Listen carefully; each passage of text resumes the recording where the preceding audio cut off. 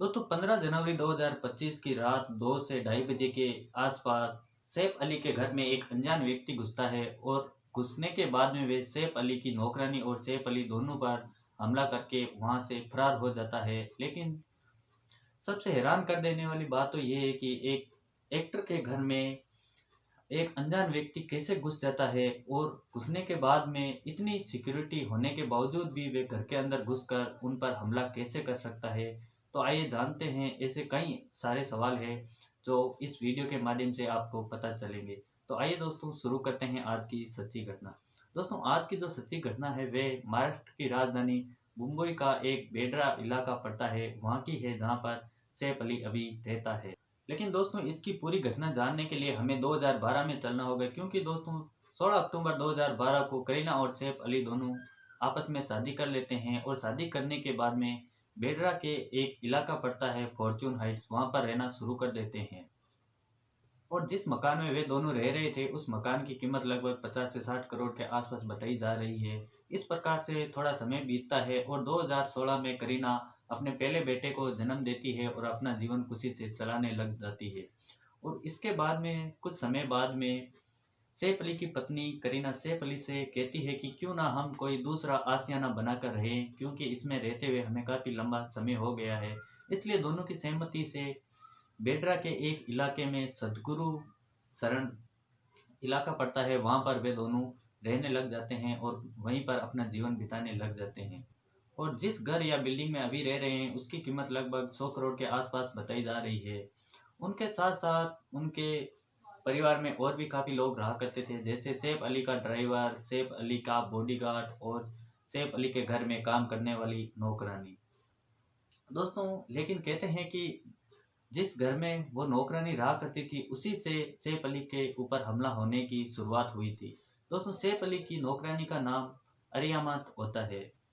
अरियामा जब रात का सारा काम काज करके सोने की तैयारी कर रही होती है तभी उनके घर में एक अनजान व्यक्ति आता है और उसकी तरफ भागते हुए आता है और वे सीधा सैफ अली के बच्चों के कमरे की तरफ दौड़ता है। तो अरियामा उसे रोकने की कोशिश करती है, तो वो अनजान व्यक्ति अरियामा पर चाकू से वार कर देता है और उसे घायल कर देता है। तो वे चीखने चिल्लाने लगती है। जब वे जोर जोर से चीखती है तो वहाँ पर तुरंत सैफ अली भी पहुंच जाता है और सैफ अली उसको देखकर घबरा जाता है और उस अनजान व्यक्ति को समझाता है कि तुम इसे कुछ मत करना, तुम्हें क्या चाहिए मुझे बताओ। लेकिन वह अनजान व्यक्ति सैफ अली की एक भी बात नहीं सुनता है।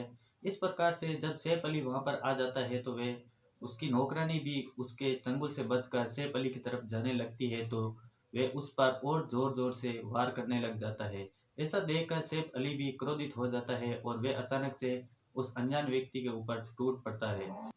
जब सैफ अली अपनी नौकरानी को बचाने के लिए उस पर टूट पड़ता है तो वह सैफ अली पर भी चाकू से वार कर देता है। सबसे पहले वह उसकी गर्दन पर वार करता है और फिर सिर पर वार कर देता है और उसके बाद उसके कंधे पर। इस प्रकार से उसने 5-6 वार किए थे और एक आखिरी वार उसकी पीठ की रीढ़ की हड्डी में कर, जिसके कारण वो चाकू लगभग 2 से 2.5 इंच उसकी हड्डी में टूट जाता है। और जब सैफ अली को बहुत ज़्यादा दर्द होता है तो वह भी चीखने चिल्लाने लगता है। पहले तो उसकी नौकरानी चिल्ला रही थी और अब वे दोनों भी चिल्लाने लग गए थे। इस प्रकार से ऐसा मंजर देखकर वहाँ के आसपास यानी उस घर में और भी मौजूद लोग वहाँ पर आ जाते हैं और उनको कुछ भी समझ में नहीं आ रहा था कि आखिर हुआ है तो हुआ क्या है। लेकिन तब तक वहाँ से वो अनजान व्यक्ति भी फरार हो जाता है।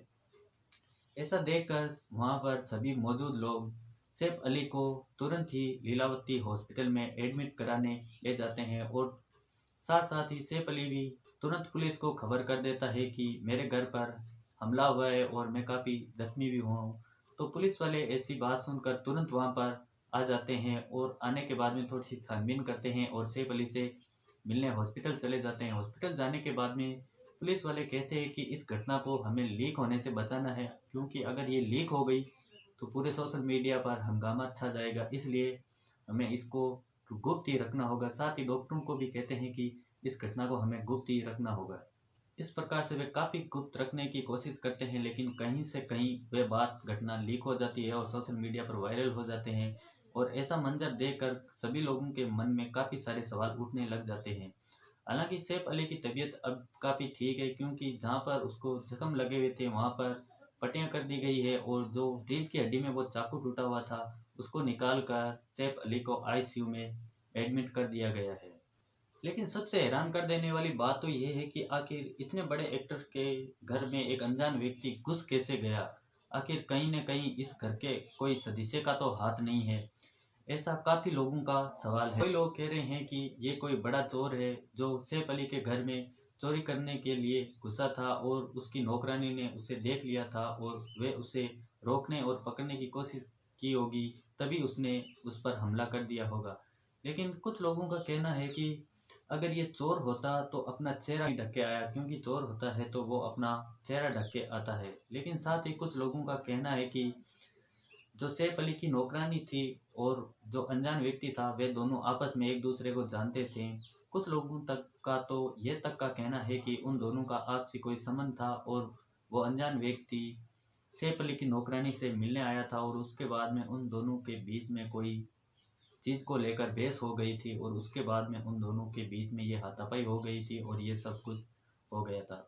लेकिन इन सब बातों के पीछे कितनी सच्चाई है इसका अभी तक कोई सटीक प्रमाण नहीं है। पुलिस अभी भी उस अनजान व्यक्ति की तलाश कर रही है। पूरा सच तो जब वो अनजान व्यक्ति मिल जाएगा और उसको पूछने के बाद ही पता चलेगा।